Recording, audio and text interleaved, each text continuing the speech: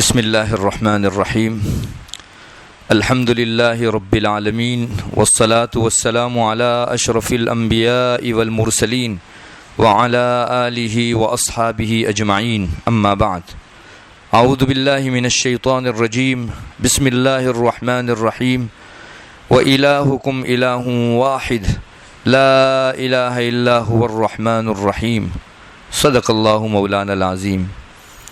معزز و محترم میری ماں بہنوں، ہم کو اللہ تبارک و تعالیٰ نے ایمان کا سرمایہ دیا ہے اور وہ بہت ہی قدر اور شکر کے قابل اللہ تعالیٰ کی نعمت ہے۔ اللہ تعالیٰ نے جن کو نعمت دی اور ان کو شکر کی توفیق بھی عطا فرمائی، وہ لوگ دنیا اور آخرت کے سب سے بڑے کامیاب لوگ ہیں۔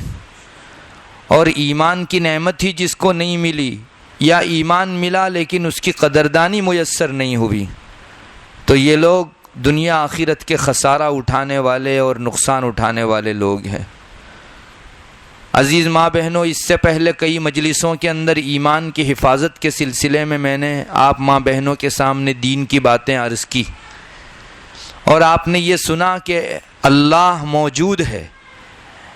یہ ہمارے عقیدوں میں سے ایک بڑا عقیدہ ہے، اور ہمارا پیدا کرنے والا، ہم کو کھلانے پلانے والا اور ہمارا پروردگار صرف ایک ہے۔ یہ بھی آپ نے اس سے پہلے سنا۔ قرآن کریم کی آیتوں میں بار بار یہ مضمون آیا ہے کہ تمہارا معبود ایک ہی معبود ہے، اللہ تبارک و تعالیٰ کے ساتھ کوئی ساجی، کوئی شریک نہیں ہے، ایک اللہ ہی اللہ ہے جس کو ہم اپنا معبود قرار دے سکتے ہیں۔ عزیز ماں بہنوں، اب مجھے اس مجلس میں یہ بیان کرنا ہے کہ ہم لوگ توحید پرست ہیں، اور جو آدمی توحید پرست ہوتا ہے، یعنی ایک اللہ میں مانتا ہے، کسی دوسرے کو معبود نہیں سمجھتا، تو اس سے کیا کیا تقاضے شریعت کے ہیں، ہم کو کیا کرنا چاہیے جس سے ہماری توحید زندہ رہے اور توحید کا نشان بن سکے، ایسی ہماری عبادتیں، ہمارے اعمال کون سے ہو سکتے ہیں۔ تو اس کے لیے میں آپ ماں بہنوں کو کہوں گا کہ ہم لوگ سب، مرد ہوں یا عورت، روزانہ دن میں ایک وتر کی نماز بھی پڑھتے ہیں، اور وتر کی نماز میں تیسری رکعت کے اندر سورہ فاتحہ، اس کے بعد کوئی سورت ملانے کے بعد اللہ اکبر کہہ کر رکوع میں نہیں جاتے، بلکہ کھڑے کھڑے دعائے قنوت پڑھتے ہیں۔ جو بھی نماز پڑھتا ہے وہ وتر ضرور پڑھتا ہے، اور وتر کے اندر قنوت ضرور پڑھتا ہے۔ یہ دعائیں قنوت میں اللہ تبارک و تعالیٰ بعض چیزیں ہم سے پڑھواتے ہیں، بس یہ اتنی اہم چیز ہے جس کو ایمان کا نشان کہنا چاہیے، ایمان کا تقاضا کہنا چاہیے، ایمان کا اثر کہنا چاہیے۔ ہم دعائے قنوت میں پڑھتے ہیں، اللہم ایاک نعبد ولک نصلی ونسجد وإلیک نسعى ونحفد ونرجو رحمتک ونخشى عذابک ان عذابک بالکفار ملحق۔ میری ماں بہنوں، ہم پڑھتے روزانہ ضرور ہیں اس کو، لیکن ہم نے کبھی اس کے پیغام کے اوپر دھیان نہیں دیا، جبکہ ہماری توحید جس کا تقاضا کرتی ہے، اس ٹکڑے کے اندر وہ چیزیں ذکر کی گئی ہیں۔ کہتے ہیں کہ جو آدمی توحید کو ماننے والا ہوگا وہ صرف اور صرف اللہ کی عبادت کرے گا۔ سب سے پہلا اثر یہ ہے کہ وہ اپنا ماتھا اللہ کے علاوہ کسی اور کے سامنے نہیں جھکا سکتا۔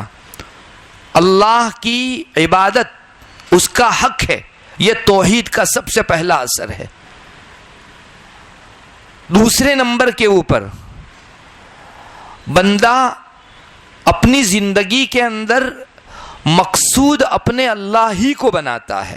ہماری زندگی جینے کا مقصد کھانا پینا نہیں، کمانا اور دنیا میں انجوائے کرنا نہیں، دنیا میں آئے اور مزے سے زندگی گزار کر چلے جاؤ جیسے غافل لوگ زندگی گزارتے ہیں، یہ ہرگز ہمارا مقصد نہیں ہے۔ ہمارا مقصد ہے صرف اور صرف ہمارے رب کو پانا۔ یہ دوسری چیز ہے جس کو توحید چاہتی ہے۔ تیسری چیز جس کو توحید کا اثر کہہ سکتے ہیں اور توحید کا تقاضا کہہ سکتے ہیں وہ یہ کہ ہم لوگ امید رکھیں فقط اور فقط اللہ سے، اللہ کے علاوہ کسی اور سے ہماری امید بالکل نہ ہو. یہ توحید کا اثر ہے. اور چوتھی چیز ہے ہم لوگ ڈریں تو صرف اللہ سے، اللہ کے علاوہ کسی اور سے مومن نہیں ڈر سکتا. توحید کا تقاضا ہے کہ ہم اللہ تبارک و تعالی ہی سے ڈریں. اور یہ چاروں چیزیں ہم سے دعائے قنوت میں روزانہ بلوائی جاتی ہے، لیکن چونکہ اس پر ہمارا دھیان نہیں ہے اس لیے اس سے ہم لوگ سبق نہیں لے سکتے، اور سبق نہیں لیتے تو ہماری زندگی میں یہ چیز اترتی بھی نہیں ہے اور توحید مضبوط نہیں ہوتی. اب میں ترجمہ کرتا ہوں اس چیز کا جس کو ہم روزانہ پڑھتے ہیں. ہم لوگ پڑھتے ہیں اللہم ایاک نعبد، اس کا مطلب ہوتا ہے اے اللہ ہم آپ ہی کی عبادت کرتے ہیں. وَلَكَ نُصَلِّ، اور ہم آپ ہی کے لیے نماز پڑھتے ہیں. وَنَسْجُدُ، اور ہمارا ماتھا سجدے میں آپ ہی کے لیے ٹیکتے ہیں، کسی اور کے سامنے یہ ماتھا نہیں ٹکتا. میری ماں بہنوں، یہ تین چیزیں جو ذکر کی گئی وہ توحید کا پہلا اثر ہے. ایک آدمی اللہ کو ایک مانتا ہو جس کو ایکیشور واد کہتے ہیں، بہت زیادہ معبودان نہیں، ایک ہی معبود اور اللہ ہی اللہ، جو اس میں مانتا ہو توحید میں وہ عبادت اللہ کے علاوہ کسی کی نہیں کرے گا. نماز اور سجدہ اس کا اللہ کے علاوہ کسی اور کے لیے ہو ہی نہیں سکتا. یہ سب سے پہلے توحید کا اثر ہے. اور دوسرے نمبر کے اوپر ہم لوگ پڑھتے ہیں وَإِلَيْكَ نَسْعَى وَنَحْفِدُ، ہم آپ ہی کو پانے کی کوشش کرتے ہیں اور اے اللہ آپ ہی کی طرف دوڑ لگاتے ہیں. ہماری زندگی کی چلت پھرت، ہماری دوڑ دھوپ، ہماری ساری کوششوں کا حاصل فقط اور فقط اے اللہ تو ہے. ہمارا مقصود تو ہے، تیرے علاوہ ہماری زندگی کا کوئی مقصد نہیں. ہم کو کھانا پینا اوڑھنا بچھونا گھر رہنا سہنا سب مل جائے، لیکن ایک رب اگر نہیں ملا ہے تو ہم اپنے مقصد میں ناکامیاب ہیں. اور اگر ہمارا رب ہمیں حاصل ہے مل گیا ہے تو کھانے پینے کی ایسی تیسی، اوڑھنے بچھونے کے بغیر بھی لوگوں نے عمریں گزاری ہیں، اور آسمان کی چھت کے نیچے اور زمین کے فرش پر اس وقت بھی ایک بہت بڑی مخلوق اپنی عمر گزار رہی ہے. لیکن یہ چیزیں کامیابی اور ناکامیابی کی ترازو اور معیار نہیں ہے. ہماری کامیابی کا ترازو ہے ہم نے اللہ کو پایا یا نہیں، ہمارا مقصود ہم کو ملا کہ نہیں. 50 60 70 80 سال کی عمر گزارنے کے بعد انسان نے حویلیاں بنا لی، کوٹھیاں آباد کر لی، کئی کاریں اس کے پاس ہو گئی، سواریوں کی بھرمار ہے، اور خدام اس کے یہاں خدمت کرنے والے حشم خدم بے شمار موجود ہیں، لیکن نہیں ہے تو اللہ کا مقصود اس کے پاس نہیں ہے. سمجھ لو یہ آدمی دنیا کا سب سے بڑا خسارہ اٹھانے والا. توحید صرف منہ زبانی کہنے کی چیز نہیں ہے، اس کا اثر ہماری زندگیوں کے اندر ظاہر ہونا چاہیے. اور اس کا دوسرا اثر ہے ہم اپنے رب ہی کو ہمارا مقصود بنائیں، اللہ کے علاوہ کوئی اور ہماری زندگی کا مقصد نہ ہو. ہم دن بھر میں سب کچھ پالیں اور ہمارے رب کی عبادت اور اس کا مقصود پنا ہم کو میسر نہ ہو تو رات کو ہمارے دلوں کے اندر افسوس ہونا چاہیے کہ آج ہمارا دن بیکار گیا. چاہے کھانا پینا اور سب کچھ ملا، بلکہ اور دنوں کے مقابلے میں ہمارے اس دن ہم کو زیادہ راحت و آرام ملا، لیکن ایک نہیں ملا تو رب نہیں ملا. یہ دن بھی کیا دن ہے جس میں ہم نے اپنے رب کو نہیں پایا. یہ دوسرا مقصد ہے. اور دوسری چیز ہے توحید کا نشان. پہلی چیز توحید چاہتی ہے کہ بندہ فقط اللہ کی عبادت کرے. دوسرے نمبر پر توحید چاہتی ہے کہ بندے کا مقصود اللہ ہی کو پانا ہو. اور تیسرے نمبر پر ہم قنوت میں پڑھتے ہیں وَنَرْجُو رَحْمَتَكَ، اے اللہ آپ کی مہربانی کی ہم امید رکھتے ہیں، ہم کو کسی اور شخص سے کوئی امید نہیں. ہمارا رب ہم کو ساری ضرورتیں دے گا، بس ہمارا اللہ ہی ہماری امیدگاہ ہے. ہم کو زید عمر بکر اور دنیا بھر کے لوگوں سے امید نہیں. ہم کو روزی جاب نہیں دلاوے گی، ہم کو شفا دوا نہیں دے گی، ہمارے ہاتھ پیر مارنے سے کچھ نہیں ہوگا جب تک اللہ تبارک و تعالیٰ کی مہربانی شامل حال نہ ہو۔ یہ توحید چاہتی ہے کہ ہر بندہ اپنے دل میں امید رکھے تو اپنے رب سے رکھے، ہر بندی اپنے دل میں امید رکھے تو اپنے اللہ سے رکھے، اس کے علاوہ کسی اور سے ہماری امید نہ ہو۔ یہ تیسری چیز ہم روزانہ قنوت میں پڑھتے ہیں اور اس کا پیغام ہے، اور یہ توحید کا تقاضا ہے، توحید کی چاہت ہے۔ چوتھی چیز ہے نرجو رحمتک ونخشى عذابک، اے اللہ ہم کو تیری سزا کا ڈر ہے، دنیا کے کسی قانون کا ہم کو ڈر نہیں، دنیا کی کسی طاقت کا ہم کو ڈر نہیں، ڈر ہے، خشیت ہے، خوف ہے تو فقط اور فقط ایک رب تعالیٰ کی ذات کا، وہ سب کچھ کر سکتا ہے، باقی سارے لوگوں کی طاقتیں پانی بھرتی ہیں۔ کوئی میرا کیا بگاڑ سکتا ہے اگر میرے رب نے میرے لیے فیصلہ نہ کیا ہو بگاڑنے کا؟ یہ چار چیزیں ایسی ہیں، ہم لوگ سال ہا سال سے قنوت کے اندر اس چیز کو پڑھتے ہیں لیکن اس کا پیغام ہم نے نہیں لیا۔ میری ماں بہنوں، ہماری توحید کن چیزوں کا تقاضا کرتی ہے وہ چیزیں ہم کو پہچاننی پڑے گی اور ہماری زندگیوں میں اس کو لانا پڑے گا۔ اگر ہماری زندگی میں ہمارے رب ہی کے سامنے ماتھا ٹیکنا اور عبادت کرنا ہے، اگر ہماری زندگیوں کے اندر اللہ تبارک و تعالی ہی کی عبادت ہے، اسی کو مقصود سمجھنا ہے، وہی ہماری امیدگاہ ہے اور اسی سے ہم ڈرتے ہیں، یوں سمجھو آپ نے توحید کے تقاضوں کو کسی حد تک پورا کر دیا۔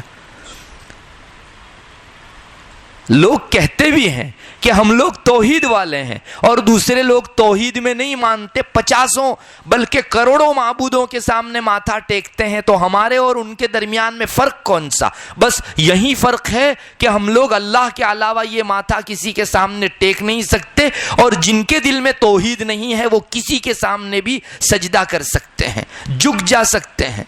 دوسری بات، ہم لوگ جو توحید لیے ہوئے ہیں ہمارا مقصد فقط اللہ ہے، جبکہ جس کے دل میں توحید نہیں ہے وہ یا تو مال کا بندہ ہے، یا تو جاگیروں کا بندہ ہے، یا پراپرٹیز کا بندہ ہے، یا تو کسی بڑی طاقت کا بندہ ہے۔ وہ لوہا مانتے ہیں تو بڑی طاقتوں کا مانتے ہیں، ان کی زندگی کا مقصد مال کمانا، دنیا میں انجوائے کرنا، نفسانی خواہشات کو پورا کرنا اور بس اسی میں زندگی گزار کر آنکھیں بند کر دینا۔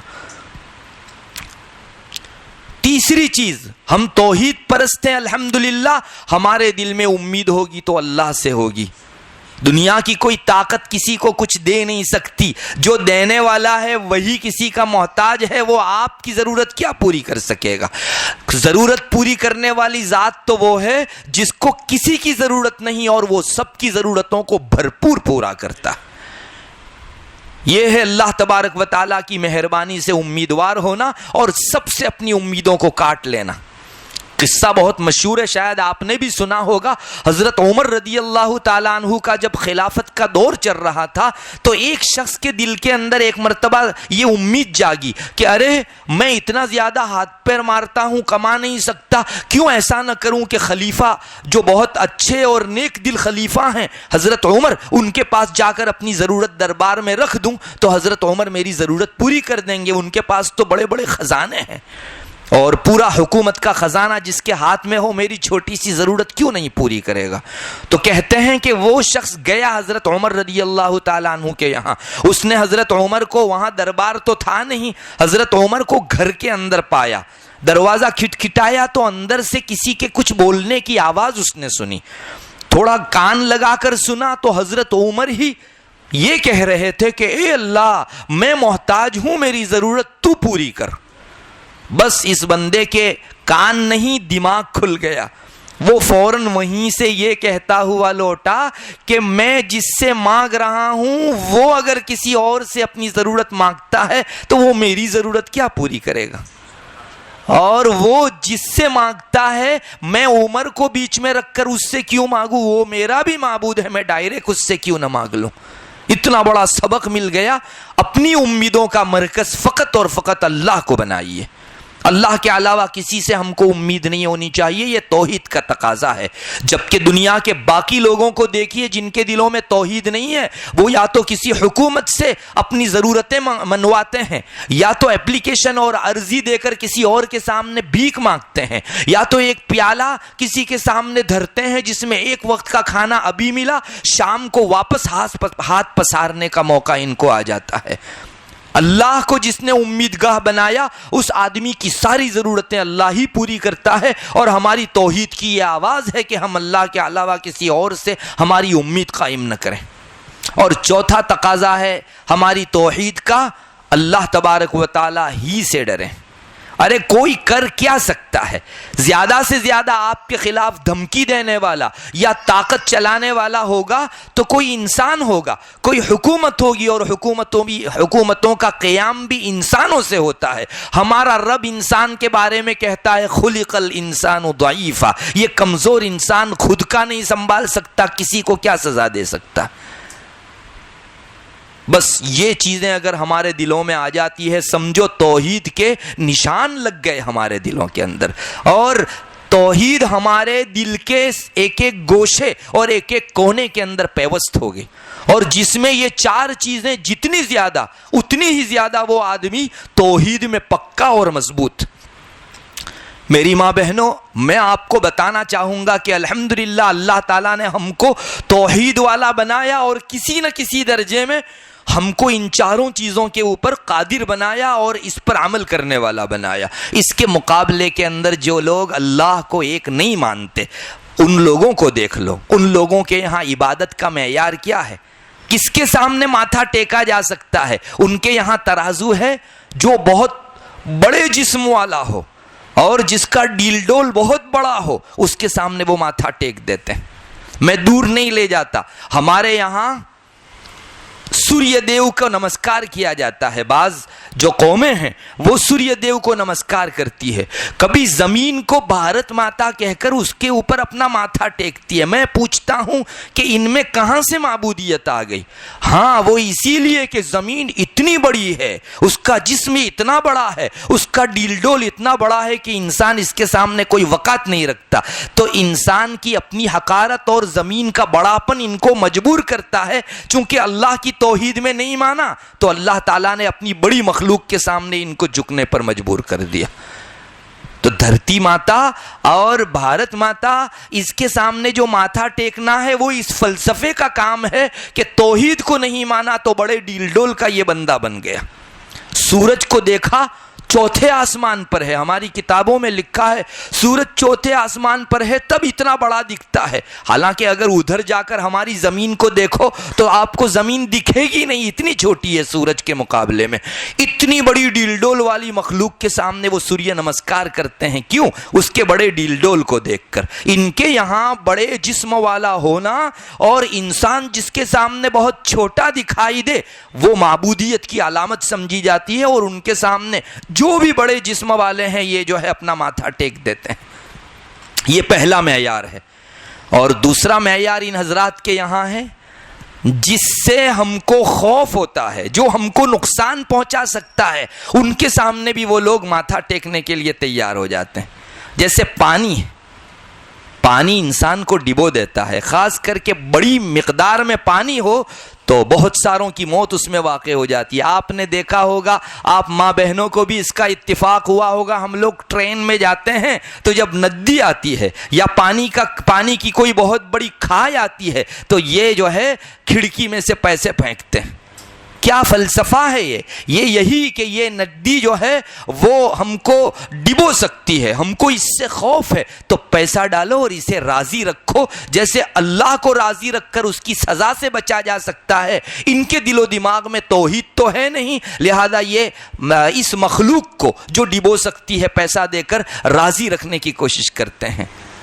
تو دیکھو ان کو خوف ہے اللہ کے علاوہ دوسری مخلوق کا، اور یہ دستور ہے، جو اللہ سے نہیں ڈرا اس کو چھوٹی چھوٹی مخلوق سے ڈرنا پڑتا۔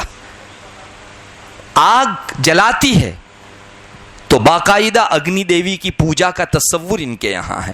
کیوں؟ اس لیے کہ اگر ہم نے اس کو خوش نہیں کیا تو ان کے دل و دماغ میں یہ ہے کہ یہ ہم کو جلا کر بھسم کر دے گی۔ راکھ کر دے گی. تو ڈر کی وجہ سے جو بھی مخلوق ہو اس کے سامنے وہ ماتھا ٹیکتے ہیں, نمسکار کرتے ہیں, وندن کرتے ہیں اور جھک جاتے ہیں, جو حق ہے اللہ تبارک و تعالیٰ کا, اس کے علاوہ کسی کا حق نہیں. یہ دوسرا معیار ہے ان کے یہاں. اسی طرح جو بڑے ڈیل ڈول والے جن ہیں, جن کو کہو شیطان ہے, طاغوت ہیں بڑے ڈیل ڈول والے, ان کے سامنے بھی اپنا ماتھا ٹیکتے ہیں. آپ نے دیکھا ہوگا ان کے بعض بت جو ہے وہ ایسی حیت کے بنے ہوئے ہیں کہ لمبی زبان نکلی ہوئی ہے, اور حیت ایسی ہے جیسے کہ کوئی شیطانی طاقت ہے. ان کے سامنے بھی ماتھا ٹیکا جاتا ہے. کیوں؟ اس لیے کہ انہیں ڈر ہے کہ اتنے بڑے جسم والا یہ راکشس, یہ دانو جو ہے ہمارے اوپر حملہ کر کے ہم کو دبوچ نہ دے, تو ان کے سامنے بھی ماتھا ٹیک دیتے ہیں. یہاں بھی وہ خوف والا فلسفہ کام کر رہا ہے. جہاں خوف آیا اس جگہ عبادت کا حق ان کو دینا شروع کر دیا انہوں نے. الحمدللہ اللہ نے ہم کو آگ کے سامنے ماتھا ٹیکنے, کسی ندی کو خوش کرنے کا جذبہ اپنے اندر رکھنے سے محفوظ فرمایا ہے. اور سچ ہے کہ جس نے ایک در کو تھاما وہ در در کی ٹھوکریں کھانے سے ہمیشہ کے لیے محفوظ ہو گیا. ایک تیسرا معیار ہے ان کے یہاں, جس سے امید ہو اس کو بھی یہ لوگ جو ہے اپنا معبود بنا لیتے ہیں اور ماتھا ٹیکتے ہیں. یہ بت ہیں, پتھر کے بت ہیں. دنیا جانتی ہے کہ یہ اپنا ہاتھ پیر نہیں پسار سکتے تو کسی کی مدد کیا کر سکیں گے. کیوں بتوں کے سامنے ایک بڑی مخلوق جو ہے سجدہ کرتی ہے اور پوجا کرتی ہے؟ آپ نے کبھی سوچا میری ماں بہنوں, قرآن تو بڑی زبردست جو ہے مثال بیان کرتا ہے. قرآن کہتا ہے یا ایھا الناس ضرب مثل فاستمعوا لہ. لوگوں ایک مثال, ایک ایگزامپل بیان کرتے ہیں, خوب غور سے سنو. ان الذین تدعون من دون اللہ, یہ جن کو تم اللہ کو چھوڑ کر پکارتے ہو نا, جن کی عبادت کرتے ہو, یہ بت جو ہے لن یخلقوا ذبابا ولو اجتمعوا لہ, یہ ایک مکھی پیدا نہیں کر سکتے چاہے سارے بت جمع ہو کر ایک مکھی پیدا کرنے کی ٹھان کیوں نہ لے. ان میں ایک زندہ مکھی پیدا کرنے کی طاقت نہیں ہے. یہ قرآن کہتا ہے, میں ترجمہ کر رہا ہوں اس کا. وَإِن يَسْلُبْهُمُ الذُّبَابُ شَيْئًا لَا يَسْتَنْقِذُوهُ مِنْ. ارے وہ مکھی کو پیدا تو کیا کر سکتے, بتوں پتھر سے بنے ہوئے یہ صنم اتنی بڑی تعداد میں بیٹھے ہوتے ہیں, ان کو پرساد چڑھایا جاتا ہے, اس پرساد میں سے مکھی کچھ لے اڑے تو ان کو بچا بھی نہیں سکتے.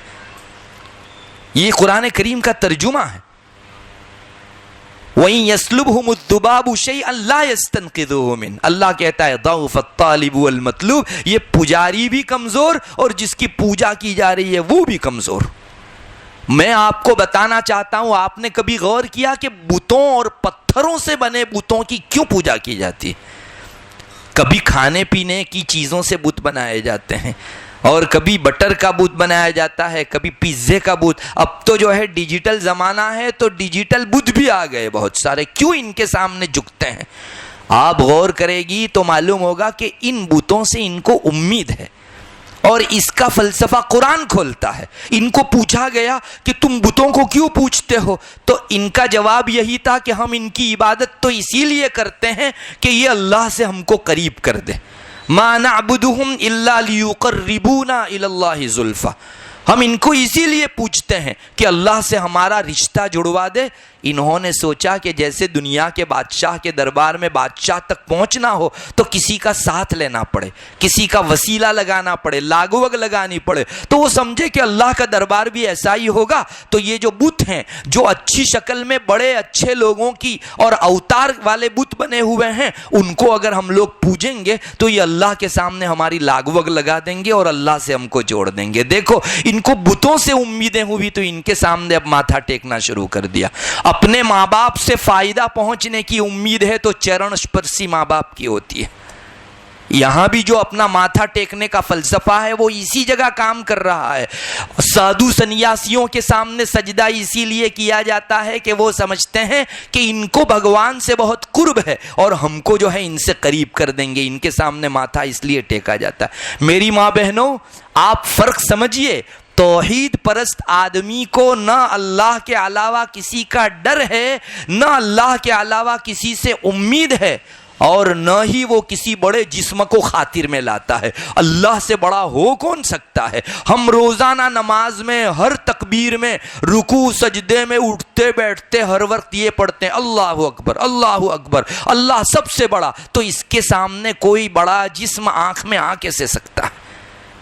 ہم لوگوں کو اللہ تعالیٰ نے الحمدللہ ان سب چھچھورے پن سے محفوظ کر دیا، اور جس نے توحید کا راستہ چھوڑا وہ اس قسم کے چھچھورے پن میں مشغول ہو گئے۔ میری ماں بہنوں، بس یہی وہ بات ہے، ہم سے ہمارا رب توحید کے نتیجے میں 4 چیزیں چاہتا ہے۔ ایک تو ہم سوائے اللہ کے کسی کی عبادت نہ کریں، کسی کے سامنے ماتھا نہ ٹیکیں، کسی کو بڑی عظمت نہ دیں اللہ جیسی۔ دوسرا، ہمارا مقصود زندگی کا اللہ کے علاوہ اور کچھ نہ ہو۔ تیسرا، اللہ ہی سے ہم کو امید ہو، کسی اور سے ہم اپنی امیدیں قائم نہ کریں۔ اور چوتھا، ڈر ہے تو اللہ کا، اس کے علاوہ نہ رات کا ڈر، نہ اندھیری کا ڈر، نہ بھوت کا، نہ جن پلیت کا، بس ڈر ہے تو فقط اور فقط اللہ کا، نہ کسی انسان کا، نہ کسی حکومت کا، نہ کسی اور مخلوق کا۔ آپ کو شاید اندازہ نہ ہو، ہمارے یہاں جو خانقاہوں کے اندر بزرگان دین کے یہاں ذکر کروایا جاتا ہے تو وہاں ایک ضرب لگائی جاتی ہے، لا الہ الا اللہ، تو اسی کے ساتھ ساتھ 10-15 مرتبہ لا الہ الا اللہ بولنے کے بعد یہ بلوایا جاتا ہے لا معبود الا اللہ، یہ بلوایا جاتا ہے لا مسجود الا اللہ، یہ بلوایا جاتا ہے لا مقصود الا اللہ، یہ بلوایا جاتا ہے لا مطلوب الا اللہ۔ کیا مطلب ہے اس کا؟ اللہ کے علاوہ کوئی پروردگار نہیں، لا الہ الا اللہ، اور لا معبود الا اللہ، اللہ کو چھوڑ کر کوئی عبادت کے لائق نہیں ہے، لا مسجود الا اللہ، ہمارے سجدے کا اللہ سے زیادہ کوئی حقدار نہیں ہے، لا مقصود الا اللہ، ہمارا اللہ کے علاوہ کوئی مقصود ہے ہی نہیں، لا مطلوب الا اللہ، اللہ کے علاوہ ہمارا کوئی مطلوب ہے ہی نہیں، ہمارا کوئی ہیتو ہے ہی نہیں، ہم زندگی جی رہے ہیں فقط اور فقط اللہ کے خاطر، ہمارا سونا اٹھنا بیٹھنا کھانا پینا، زندگی کی ساری حرکتیں ایکٹیویٹیز، ہماری خاموشی ہماری گفتگو سب کچھ اللہ کے لیے ہے۔ یہ ہے توحید کی علامت۔ میری ماں بہنوں، میں تو آپ کو بھی کہوں گا کہ زندگی میں کبھی کبھی لا الہ الا اللہ کے ساتھ ان چیزوں کا بھی جو ہے زبان پر ورد کر لیا کیجئے۔ ہمارے دل کے اندر یہ آواز پیدا ہوگی لا معبود الا اللہ، یعنی اللہ کو چھوڑ کر کوئی عبادت کے لائق نہیں، اللہ کو چھوڑ کر کسی کے سامنے سجدے کی اجازت ہی نہیں ہے۔ یہ بہت بڑی چیز ہو جاوے گی اگر ہم لوگ اس سبق کو سمجھ لیں گے۔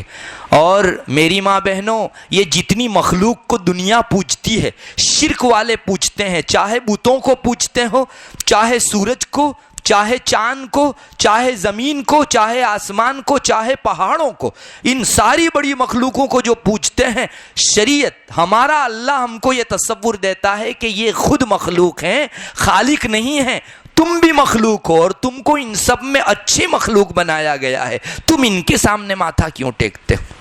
بہت عجیب اللہ تبارک و تعالیٰ کی آیات میں ہم کو مضمون ملتا ہے۔ اللہ تعالیٰ بار بار ان چیزوں کا مخلوق ہونا ہمارے ذہن میں ڈالنا چاہتا ہے۔ کتنی جگہوں کے اوپر اللہ تعالیٰ نے ان ساری چیزوں کو، جن کو یہ لوگ بڑا سمجھ کر، اپنے آپ کو نقصان دینے والا سمجھ کر پوچھتے ہیں، ان سب کے مخلوق ہونے کی صراحت اللہ نے کی۔ یہ آسمان ہو گیا، یہ بڑی زمین ہو گئی جس کے سامنے یہ جھکے جاتے ہیں، اللہ نے ایک سے زیادہ جگہوں پر قرآن کریم میں فرمایا خلق السماوات والارض بالحق، اللہ تعالیٰ نے آسمان بھی پیدا کیے اور زمین بھی پیدا کی حق طریقے کے اوپر۔ جب یہ مخلوق ہو گئی، اللہ کے پیدا کرنے سے یہ پیدا ہوئی، تو وہ ہماری عبادت کی حقدار کب سے ہو گئی؟ جس کو یہ تصور ہو کہ اللہ نے زمین کو پیدا کر کے مخلوق بنایا، وہ کبھی بھی کسی دھرتی کو ماتا نہیں سمجھ سکتا، دھرتی کو اپنا معبود نہیں سمجھ سکتا، اس لیے کہ اس میں جو ہے روح نہیں ہے۔ اللہ تبارک و تعالیٰ نے ایک حرکت کرنے کی طاقت نہیں رکھی ہے، وہ ہمارا بھلا کیا کرے گی اور برا کیا کرے گی۔ دیکھو اللہ نے یہ تصور دلوایا کہ یہ مخلوق ہے، جھکو مت اس کے سامنے۔ فاطر السماوات والارض، کہیں فرمایا اللہ بے نمون آسمان اور زمین کو پیدا کرنے والا ہے. یعنی ایسا نہیں تھا کہ آسمان کا پہلے ایک آئیڈیل تھا, اس کو دیکھ کر اللہ نے آسمان تیار کیے, بے نمونہ آسمان بنائے اللہ نے. زمین کا ایک آئیڈیل تھا اور اس کو دیکھ کر کسی نے بنایا, ایسا نہیں. اللہ نے زمین کو اس سے پہلے بغیر نمونے کے اپنی طرف سے پہل پیدا کیا. اس کو کہا جاتا ہے فاطر السماوات والارض. یہ تصور دیا ہم کو. اور جہاں تک سورج اور چاند کی بات ہے, اللہ تبارک و تعالیٰ نے دعاؤں میں رسول اللہ صلی اللہ علیہ وسلم کی زبانی دعا ہم کو سکھلائی. بہت عجیب تعجب کی چیز ہے کہ جہاں جہاں آسمان, زمین, سورج, چاند کا تذکرہ آتا ہے, اس جگہ رسول اللہ صلی اللہ علیہ وسلم نے دعاؤں میں ان کا مخلوق ہونا خاص طور پر ذکر فرمایا ہے.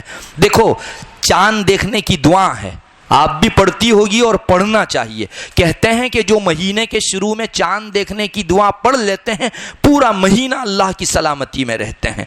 تو چاند دیکھنے کی جو پہل چاند دیکھتے ہیں, اس وقت کی دعاؤں کا ایک ٹکڑا یہ ہے, ہلال خیر و رشد. 3 مرتبہ آپ صلی اللہ علیہ وسلم بھی پڑھتے تھے, ہلال خیر و رشد, ہلال خیر و رشد, ہلال خیر و رشد. پھر آپ پڑھتے تھے آمنت بالذی خلقک, آمنت بالذی خلقک, آمنت بالذی خلقک. آپ اس کا ترجمہ جانتی ہو؟ اللہ تعالیٰ سے رسول اللہ صلی اللہ علیہ وسلم یہ مانگ رہے ہیں کہ اللہ یہ جو چاند آ رہا ہے نا, وہ خیریت اور ہدایت کو لے کر آئے, اگلے مہینے کا چاند, ہلال خیر و رشد. اور پھر آپ نے فرمایا چاند کو خطاب کر کے, جو نیا نکلا ہوا چاند ہے, میں اس اللہ پر ایمان لاتا ہوں جس نے تجھ چاند کو پیدا کیا. کبھی سوچا آپ نے کہ یہاں بہت ساری اللہ کی صفت بیان کی جا سکتی تھی, لیکن پیدا کرنے کو کیوں ذکر کیا؟ ارے جو بندہ چاند کو ہر مہینہ شروع مہینے میں یہ دعا پڑھ کر کہے گا کہ تجھے اللہ نے پیدا کیا, کبھی چاند کی معبودیت اس کے سامنے آ ہی نہیں سکتی. ہمارے ذہن و دماغ میں دعاؤں کے واسطے سے بھی اللہ کا معبود ہونا اور ان مخلوق کا معبود نہ ہونا ڈالا گیا. اسی طرح زمین آج بہت بڑا مسئلہ بنا ہوا ہے. لوگ کہتے ہیں بھائی جس دھرتی پر جیتے ہو اس دھرتی کو وندن کیوں نہیں کرتے ہو, نمسکار کیوں نہیں کرتے ہو, اس کا حق ہے. ارے کیا حق ہو گیا, یہ ہماری طرح مخلوق ہے, اور اس زمین کو ہم اگر سجدہ کریں گے تو جیسے ایک خادم اپنے آقا کو سجدہ کر رہا ہے, یہ ہماری خدام ہے زمین, اور خادم کو کوئی آقا سجدہ کیا کرتا ہے کبھی؟ رسول اللہ صلی اللہ علیہ وسلم کی دعاؤں میں یہ بھی بتایا گیا. چنانچہ آپ صلی اللہ علیہ وسلم جب کسی جگہ اترتے تھے, آپ کو معلوم ہے رسول اللہ صلی اللہ علیہ وسلم کے اسفار ہوتے تھے, جنگ کرنے کے موقع سے بھی آپ کسی جگہ جانا ہوتا تھا تو رات کو کسی جگہ اترتے تھے, پھر صبح کو سفر کرتے تھے. تو روایتوں میں آتا ہے, ابو داؤد شریف کے اندر روایت موجود ہے, جب آپ صلی اللہ علیہ وسلم کسی زمین کے اوپر رکتے رات بھر تو اس وقت پہل یہ دعا پڑھ لیا کرتے تھے, یا اردو ربی و ربک اللہ, یا اردو ربی و ربک اللہ, اعوذ باللہ من شرکی و شر ما فیکی و شر ما خلق فیکی و من شر ما یدب علیکی. اور بہت لمبی دعا ہے, آپ کو ترجمہ کروں گا تو تعجب ہوگا کہ رسول اللہ صلی اللہ علیہ وسلم اس جگہ, اس زمین میں جتنے شرور ہیں, جتنے جانور ہیں, کاٹنے والے یا ہم کو پھاڑ کھانے والے, سارے جانوروں سے پناہ مانگ رہے ہیں, لیکن کلمہ کیا استعمال کر رہے ہیں؟ یا اردو, اے زمین, ربی و ربک اللہ, میرا اور تیرا معبود ایک ہے. اب جو زمین پر اترنے کے وقت زمین کو ہر مرتبہ یہ کہے گا کہ تیرا اور میرا معبود اللہ ہے, اس کے دل میں کبھی بھی زمین کا معبود ہونا نہیں آ سکتا.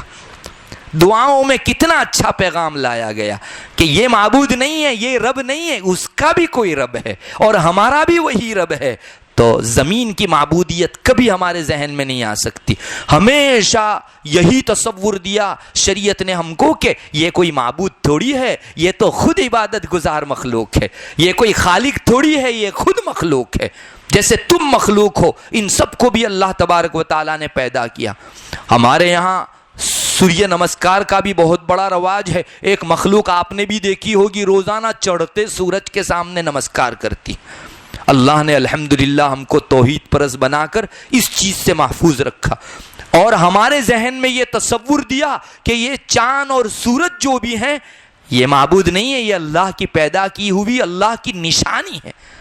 چنانچہ روایتوں کے اندر آتا ہے کہ آپ صلی اللہ علیہ وسلم کے صاحبزادے حضرت ابراہیم رضی اللہ تعالیٰ عنہ کی وفات ہو گئی، بچپنے میں ہی وفات ہو گئی تھی۔ آپ کو معلوم ہونا چاہیے رسول اللہ صلی اللہ علیہ وسلم کے ایک بیٹے تھے ابراہیم، جو ماریا قبطیہ سے پیدا ہوئے تھے، اور ان کی وفات بچپنے میں ہو گئی۔ اتفاق ایسا ہوا کہ اسی دن سورج گرہن تھا، اور اس وقت جاہلیت کے دور میں لوگوں کے ذہن میں یہ بیٹھا ہوا تھا کہ جب کسی بڑے آدمی کی وفات ہوتی ہے یا بڑا آدمی جب پیدا ہوتا ہے تو سورج گرہن ہوتا ہے۔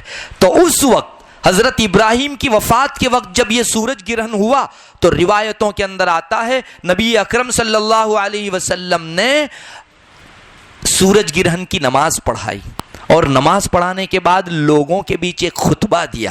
اس خطبے میں آپ نے کیا فرمایا؟ ان الشمس والقمر آیتان من آیات اللہ۔ لوگو، یہ چاند اور سورج جو ہے نا وہ اللہ کی مخلوق اور اس کی نشانی ہے، یہ کوئی خالق نہیں ہے۔ لا یخسفان لموت احد ولا لحیاتہ، یہ کسی کی وفات اور کسی کی موت اور کسی کی زندگی کے اوپر ان کو گرہن نہیں لگا کرتا۔ فَإِذَا رَأَيْتُمْ ذَلِكَ، جب سورج گرہن اور چاند گرہن دیکھو نا، فَاذْكُرُوا اللَّهَ، تو اللہ کی یاد کیا کرو۔ اللہ کی یاد سے ان کا خالق ہونا ختم ہو جاوے گا۔ ارے یہ ہم کو سورج گرہن اور چاند گرہن بہت بڑا نقصان پہنچا سکتے تھے، یہ جو دل میں خوف ہوگا ختم ہو جاوے گا۔ یہ خود اللہ کی مخلوق ہے، اللہ کے حکم کی پابند ہے، اللہ کی نشانی ہے، ان میں بس کیا ہے، طاقت کیا ہے جو ہم کو نقصان پہنچا سکے۔ اس وقت بھی آپ نے لوگوں کے ذہن میں یہی تصور ڈالنا چاہا کہ یہ آفتاب اور ماہتاب، سورج اور چاند، یہ سب کی سب اللہ کی نشانیاں ہیں، ان میں معبود پناہ سرے سے نہیں ہے۔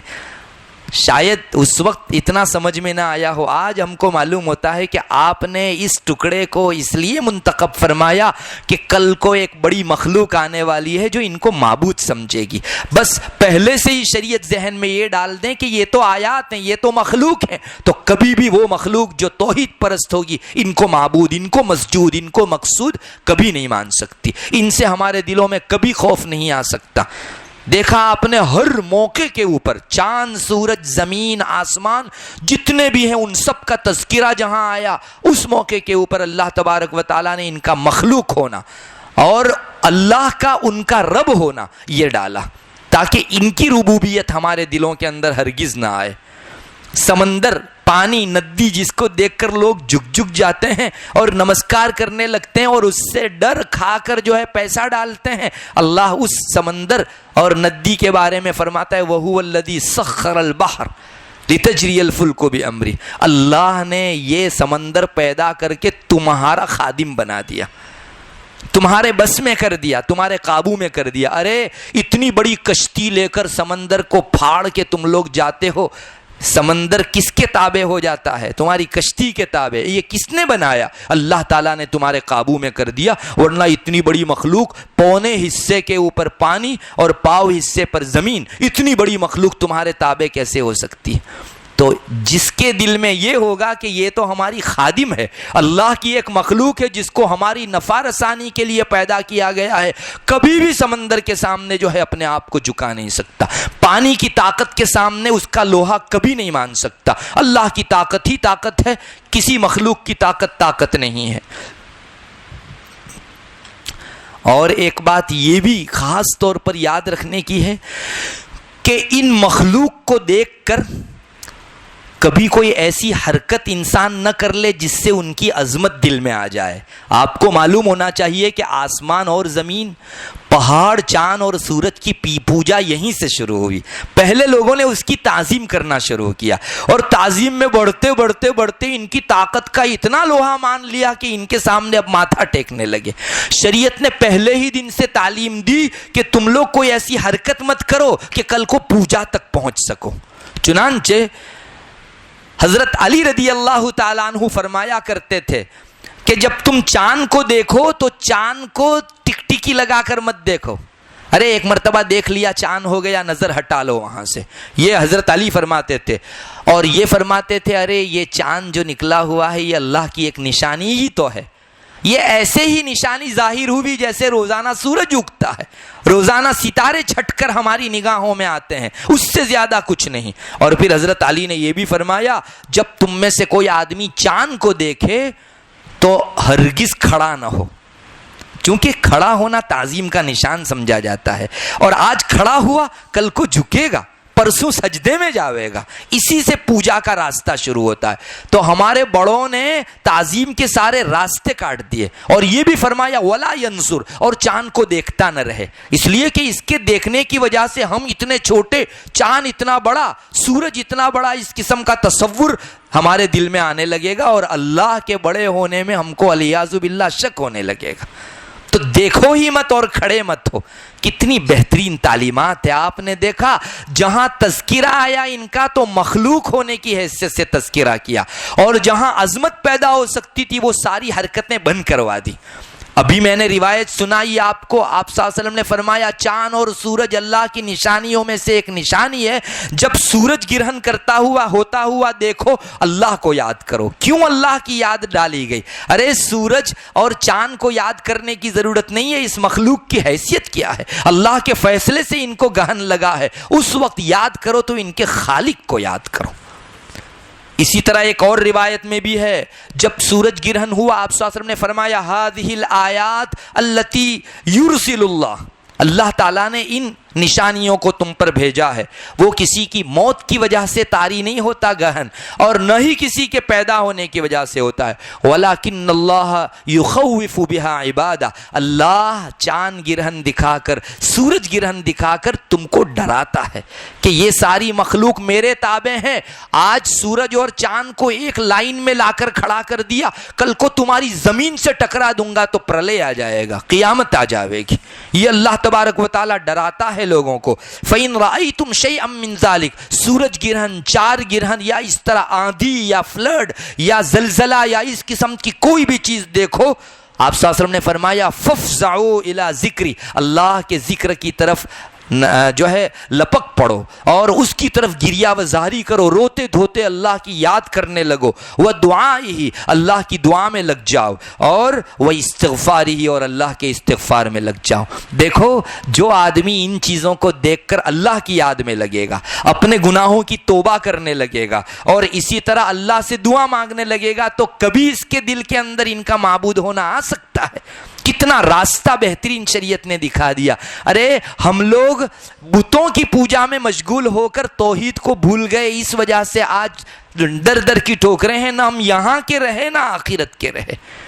ضرورت اس کی ہے کہ شریعت کی ان تعلیمات کے اوپر ہم لوگ 100% عمل کریں۔ اللہ چاہتا ہے کہ تم نے توحید کا دم بھرا ہے تو میرے سوا کسی کی عبادت مت کرو، میرے سوا کسی سے امید قائم مت کرو، میرے سوا کسی سے ڈرو نہیں، اور میرے علاوہ کسی اور کو اپنا مقصود مت بناؤ۔ یہ اللہ تبارک و تعالی ہر توحید پرست سے جو ہے چاہتا ہے۔ اصل میں تھوڑا سا یہ بھی سمجھ لینے کی ضرورت ہے کہ ان چیزوں کی پوجا شروع کیسے ہوئی۔ اس فلسفے کو اگر ہم لوگ سمجھ لیں گے انشاءاللہ بچنا بھی آسان ہوگا۔ اور آج ہم کو تعجب ہے کہ بتوں کے سامنے یہ جھکتے کیوں ہیں جو کچھ نہیں کر سکتے، کیوں جھکتے ہیں، اس کی حقیقت بھی جو ہے ہمارے سامنے کھل جائے گی۔ اصل بات یہ ہے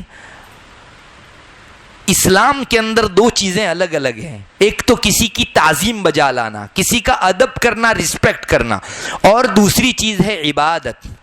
تعظیم کی حد تک ہی تعظیم کی اجازت ہے، عبادت کے طریقوں کو کسی کی تعظیم میں استعمال کرنا اسلام کے اندر جائز نہیں ہے۔ اور ان کے یہاں کیا ہے؟ ان کے یہاں جو عبادت کا طریقہ وہی طریقہ تعظیم کا بھی۔ چنانچہ آپ دیکھیں گے یہ بتوں کے سامنے جھکتے ہیں یا ایشور کو مان کر اس کے سامنے سجدہ کرتے ہیں، تو جب اپنے ماں باپ کے سامنے بھی جائیں گے تو تعظیم اور ان کا رسپیکٹ کرنے کے اندر چرن اسپرشی کر لیں گے، جھک کر جو ہے ماتھا ٹیک دیں گے۔ ان کے یہاں تعظیم اور عبادت کے میدان مل گئے، ہمارے یہاں تعظیم کا ایک میدان کٹ، اس سے آگے عبادت کا میدان شروع ہوتا ہے۔ خبردار جو اللہ کے علاوہ وہ تعظیم کسی کو دی تو یہاں سے دونوں کے درمیان میں خلط ملط ہوا، انہوں نے تعظیم کرتے کرتے عبادت کے طریقوں کو تعظیم میں شروع کر دیا۔ چنانچہ یہ سورج کی بھی وہی ویسے ہی عبادت کرتے ہیں جیسے اللہ کے سامنے جو ہے ہاتھ جوڑتے ہیں، حالانکہ تعظیم ایک الگ چیز ہے اور عبادت الگ چیز ہے۔ یہاں سے ان کے اندر پوجا اور بت پرستی کی بنیاد پڑی اور کسی کو چومنا چاٹنا ان سب چیزوں کو بھی وہ تعظیم کی آخری حد قرار دیتے ہیں، اور یہیں سے پھر پوجا کا تصور شروع ہوا ان کے اندر۔ اسلام نے ان سب چیزوں کی شہ کاٹ دی۔ میں آپ ماں بہنوں سے پوچھوں گا، سب سے زیادہ مخلوق میں تعظیم کے قابل کون ہے؟ اللہ نے جتنی بھی مخلوق پیدا کی سب سے زیادہ عظمت کس کی ہونی چاہیے؟ حضرت نبی کریم صلی اللہ علیہ وسلم، بعد از خدا بزرگ توئی، اللہ تبارک و تعالیٰ کے بعد آپ ہی سب سے بڑے ہو۔ ظاہر ہے رسول اللہ صلی اللہ علیہ وسلم بڑے تھے، لیکن آپ معبود نہیں ہیں، آپ مخلوق ہیں۔ تو مسلمانوں میں کہیں تعظیم کرتے کرتے آپ کی پوجا کا تصور شروع نہ ہو جائے، اس کے لیے آپ صلی اللہ علیہ وسلم ہی کی زبانی ایسی روک تھام لگائی گئی کہ آپ نے ہی منع کر دیا۔ چند قصے ہیں، بعض صحابہ جیسے حضرت سلمان فارسی کا غالباً قصہ ہے، وہ جب فارس کی طرف گئے تو وہاں انہوں نے دیکھا کہ ان کا جو جاگیردار ہوا کرتا تھا، بڑا چودھری ہوا کرتا تھا، لوگ اس کے دربار میں آ کر سجدے میں گر جاتے تھے۔ تو حضرت سلمان آئے رسول اللہ صلی اللہ علیہ وسلم کی خدمت میں، اور آپ صلی اللہ علیہ وسلم کو فرمایا، حضرت ہمارے یہاں تو مرزبان جن کو کہا جاتا ہے، جو جاگیردار ہوا کرتا ہے نا، حکومت کا بڑا بادشاہ ہوا کرتا ہے، لوگ ان کی تعظیم میں ان کو سجدہ کرتے ہیں، ہم کو بھی اجازت دو نا، ہم تعظیم کا سجدہ آپ کے سامنے کیا کریں۔ آپ صلی اللہ علیہ وسلم نے فرمایا، سلمان کسی کو کسی کے سامنے سجدہ کرنا جائز نہیں اللہ کو چھوڑ کر، چاہے وہ سید الرسول ہی کیوں نہ۔ اور آگے آپ نے فرمایا، اگر سجدے کی اجازت ہوتی کسی کو کسی کے سامنے کرنے کی تو عورتوں کو میں حکم دیتا کہ اپنے شوہر کی تعظیم میں ان کے سامنے سجدے میں گر جایا کریں۔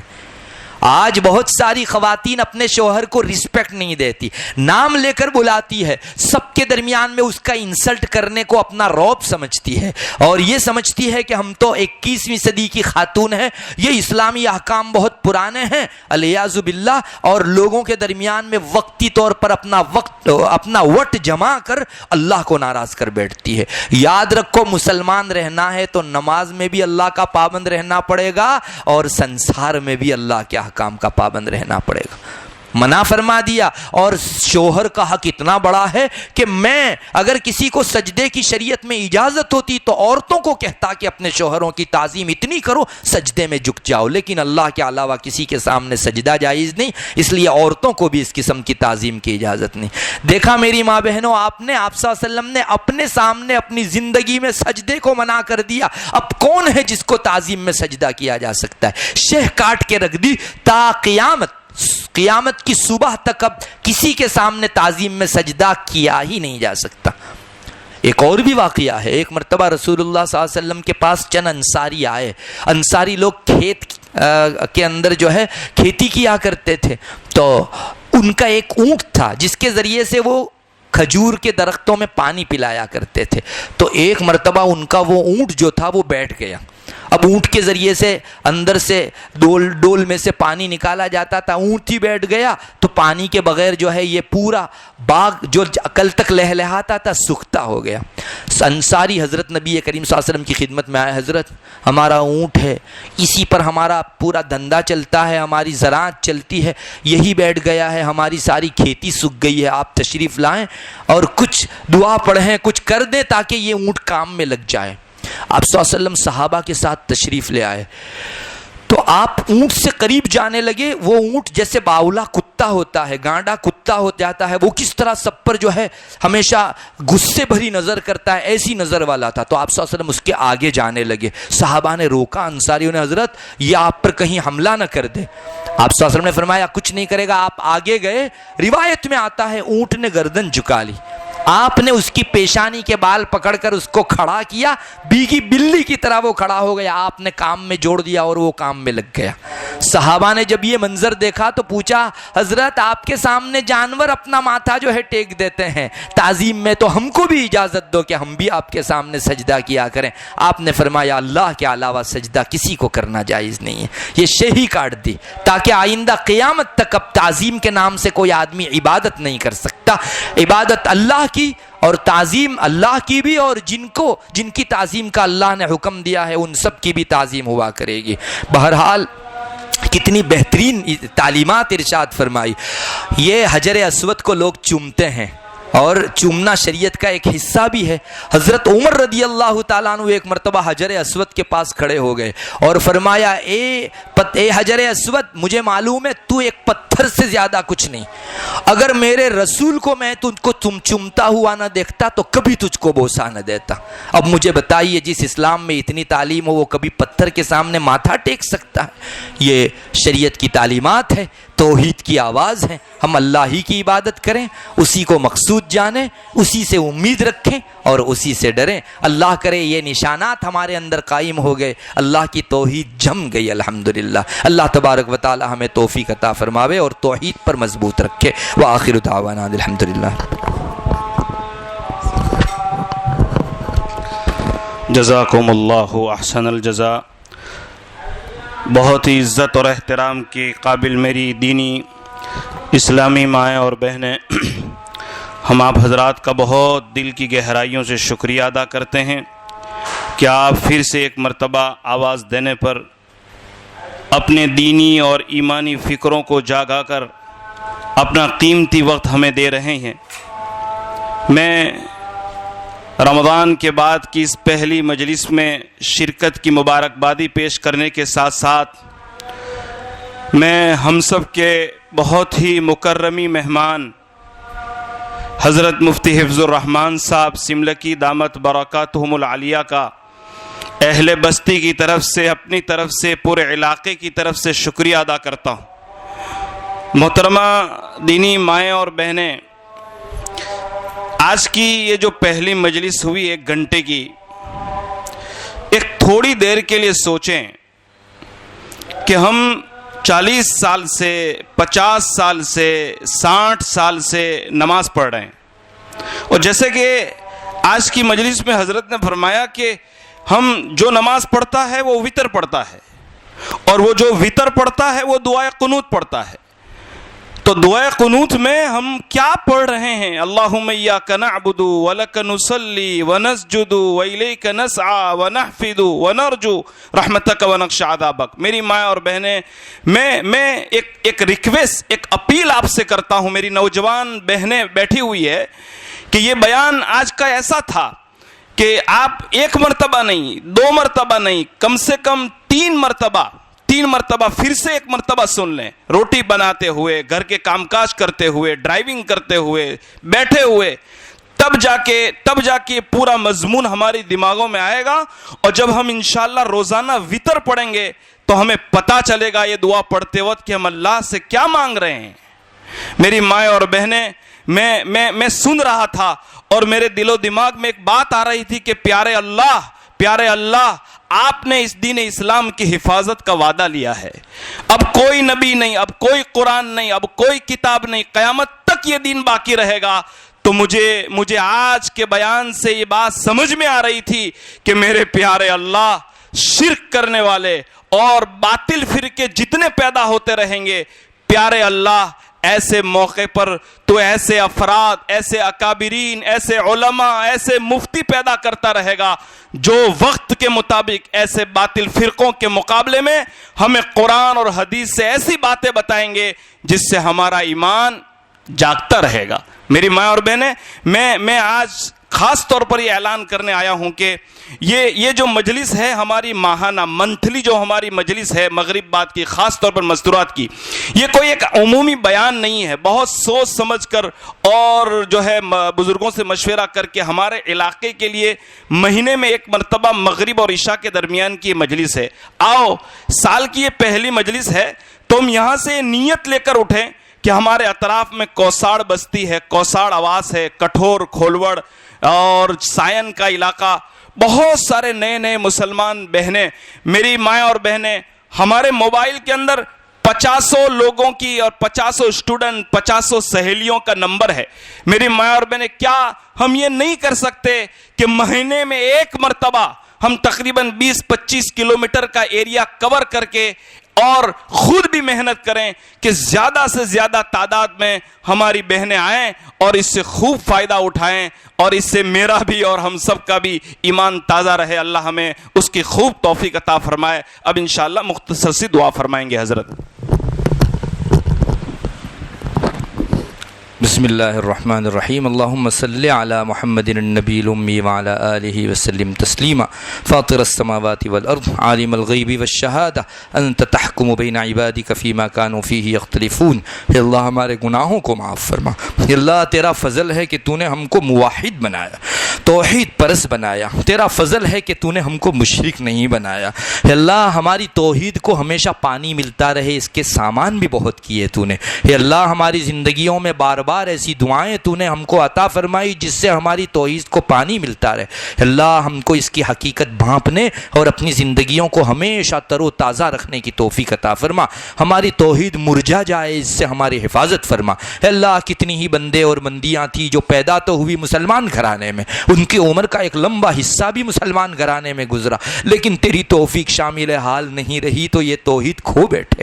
50 سال کے بعد، 30 سال کے بعد، 35 سال کے بعد اللہ ایسی محرومی کا فیصلہ ہمارے حق میں نہ فرما، اور جن کی توحید چھین لی گئی ہے اللہ ان کو پھر سے توحید کے اندر لا دے۔ اللہ ان کی باریابی کی شکلیں پیدا فرما۔ اللہ تیری آیات میں، رسول اللہ صلی اللہ علیہ وسلم کی حدیثوں میں، شریعت کی تعلیمات میں بے شک اتنا بہترین زبردست پانی ہے کہ دنیا کے پانی سے اگر کسی کی کھیتی لہلہاتی ہے تو تیری ان آیات اور رسول اللہ صلی اللہ علیہ وسلم کی حدیثوں سے دل کی دنیا لہلہاتی ہے۔ اللہ ہم کو اپنی ضرورت سمجھ کر تیری آیات قرآنیہ اور احادیث مبارکہ کی ان تعلیمات کو اپنی زندگیوں میں لانے، سننے اور دوسروں تک پہنچانے کا اللہ حوصلہ عطا فرما، ہمت عطا فرما۔ یا الہ العالمین تیری آیات سے ہم کو وابستگی اور تعلق نصیب فرما۔ اللہ جو کچھ کہا گیا اس میں برکات رکھ دے اور ہماری زندگیوں کے اعمال کے اندر اس کو اللہ حصہ بنا دے۔